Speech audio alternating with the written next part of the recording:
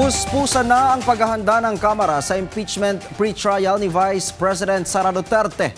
Yan ang ulat ni Elijah Canlas. Kasalukuyang tinatapos ng prosecution panel ang kanilang mga line-up ng mga ebidensya at mga tatayong testigo para sa magaganap na pagdinig laban kay Vice President Sara Duterte. Humigit kumulang 25 witness ang inaasahang haharap sa prosecution panel para sa pagsisimula ng pre-trial conference sa June 18. Pag-uusapan pa umano ng prosecution panel kung alin sa 4 na articles of impeachment ang unang tatalakayin at isasalang. Sa kabuoang 4 na articles laban sa bise, pinakamarami ang witness para sa articles 1 and 2 na naglalaman ng mga issue ng unexplained wealth at confidential fund. Ayon kay House Speaker Faustino Bogie III, hindi nila kailangang tapusin ang presentasyon sa lahat ng 4 na akusasyon kung mahahatulan ng guilty ang pangalawang pangulo sa isang article pa lamang. Hindi po namin kailangan patunayan yung 4 na article. Kung sa tingin namin yung unang article pa lamang matibay na ang ebidensya at naniniwala kami na doon pa lang makukonvict na, pwede pong hindi na po namin ituloy at pwede pong doon lamang ay pagbotohan na ng mga senador.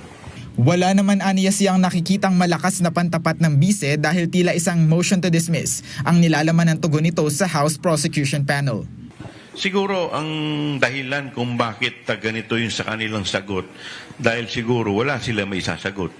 Dahil dito, binigyang diin ni House Speaker D na mahalaga ang magiging papel ng presiding officer dahil ito ang magbibigay ng ruling sa mosyon ng bawat kampo. Aminado naman ang liderato ng Kamara na malaking usapin hanggang ngayon ang paglahok ni Senator Ronald Bato de la Rosa sa magaganap na pagdinig. Pero nanindigan siya na hindi dapat payagan ang senador. Naniniwala po ako, dapat po kung sino lamang po yung nagpa-participate sa impeachment trial, dapat yun lamang ang boboto.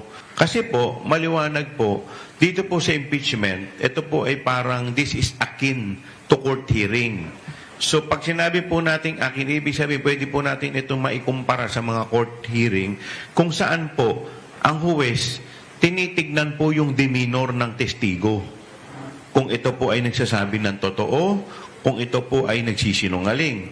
Ayon pa sa kongresista, hindi dapat iparehas ang impeachment trial sa ordinaryong legislative work na ginagawa ng mga senador. Buo naman aniya ang loob ng Kamara at ng mga House Prosecution Panel na magpatuloy sa kanilang tungkulin sa kabila ng kaliwat ka ng umano'y paglihis na nagaganap sa Senado. Elijah Canlas para sa Bayan.